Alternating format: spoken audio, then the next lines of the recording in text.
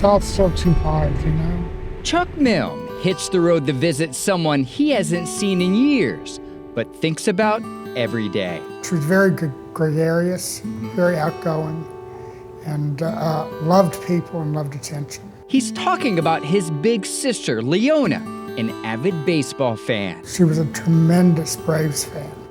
Had all kinds of Braves memorabilia.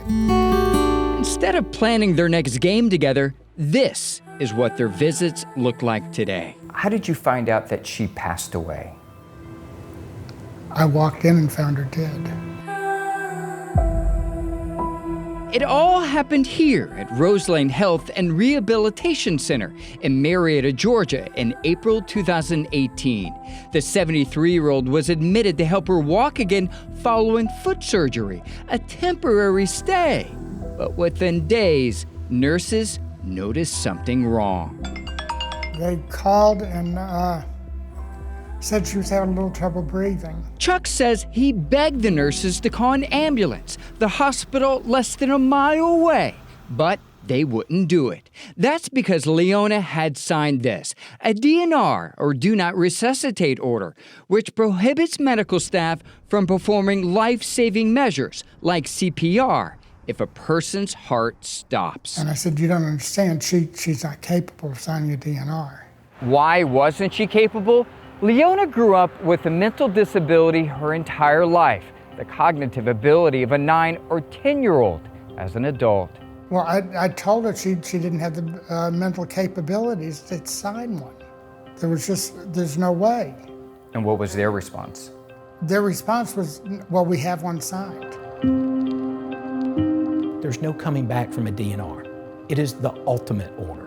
Mike Pierrotti represents Leona's family in a pending wrongful death lawsuit against Dr. Sarah Sambandham, the facility's former medical director and the physician ultimately responsible for Leona's care. When we first looked at the case, we really just looked at it on whether or not Ms. Milne had mental capacity to execute a DNR. It wasn't until later that the rest of the story came out. This is a DNR form for Ms. Milne. The rest of the story revealed itself during this 2021 deposition of a social worker who worked at Rose Lane. According to Georgia law, before a DNR order is placed on someone mentally disabled, 2 doctors must evaluate the patient and sign the order.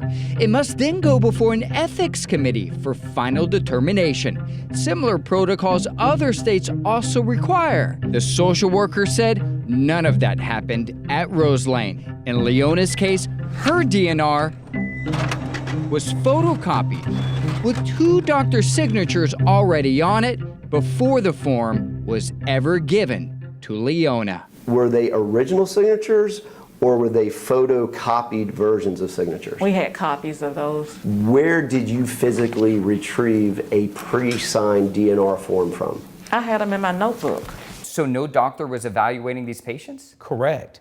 In fact, the testimony that you will see from the social worker is that they would go to the resident and say, do you have a condition that will lead to your imminent death? You're telling me Ms. Milne checked the line next to the sentence that says the resident has a medical condition which can reasonably be expected to result in the imminent death of the resident? Yes, she did. Did she tell you what condition she thought she had which was expected to result in her imminent death? I cannot remember. Leona's brother remembers why she was originally admitted. She got an infection in her toe. One more thing about Leona's DNR order. Remember the 2 doctors' signatures on it? According to court records, one of them included a doctor who resigned from the facility before Leona was ever admitted. She had been gone for 7 months before the DNR in our case was ever executed. And she is on Leona's DNR form? Correct. So she didn't even work there? She didn't work there. She didn't work there. It wasn't the only time it allegedly happened. These are 194 DNR orders, part of the lawsuit, that were allegedly photocopied with doctor signatures on them before patients were ever evaluated. Take a look. Sets of dozens of DNR forms with the same doctor signatures, and all signed when Dr. Sarah Sambandham was the facility's medical director.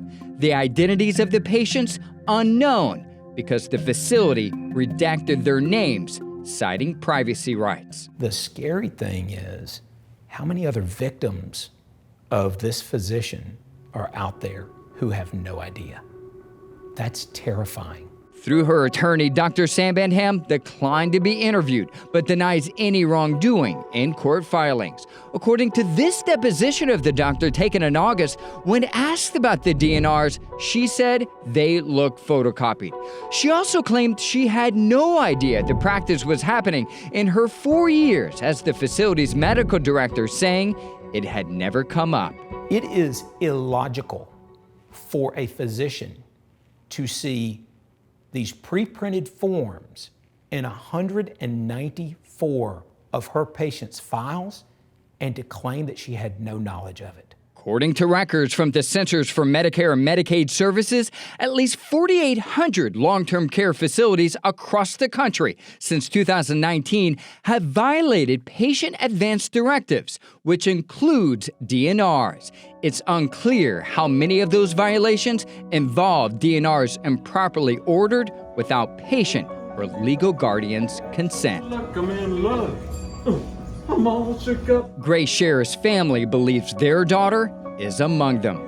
Born with Down syndrome, her father Scott says her condition never slowed her down. The two cooked, hunted, and loved taking long car rides together.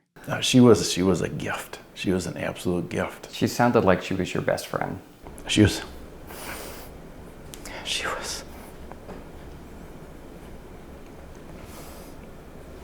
my best buddy. In October 2021, the 19-year-old contracted COVID and went to St. Elizabeth's Hospital in Appleton, Wisconsin, for treatment. Her parents had medical power of attorney. Scott says Grace's doctor asked if they wanted medical staff to resuscitate their daughter if things went downhill, but never mentioned a DNR order, nor did they request one. Absolutely not. Why would we ever request it? It makes no sense. I mean, we're expecting our daughter to get out of there.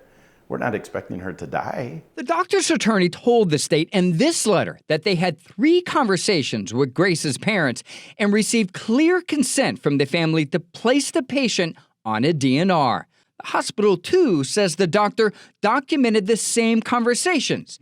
But according to Wisconsin law, DNR orders must be signed by 2 people, the doctor and the patient or their legal guardian. Patients must also wear bracelets like these to notify staff a DNR order is in place. Grace's parents say none of that happened with their daughter. The hospital and doctor declined repeated requests for an interview. Grace died with a DNR order placed in her medical chart. Her parents say they never approved. And these nurses from the hallway, they won't come in the room. They holler, she's DNR. And we holler back, she's not DNR, save our daughter. They refused, they would not come in the room. Wisconsin's Department of Safety and Professional Services investigated and found the doctor didn't break the law because of the location where the physician worked at the time. The agency telling Investigate TV that Wisconsin statute does not apply to physicians operating in a hospital non-emergency setting, meaning a written DNR is only required when the doctor works in an emergency department or an out-of-hospital emergency setting. None of that makes sense to Grace's dad. How can people be immune from liability for killing somebody? Medical staff accused of playing God, allowing patients to die too soon. This has to stop. They can't be doing this to other people. You're dealing with people's lives and families.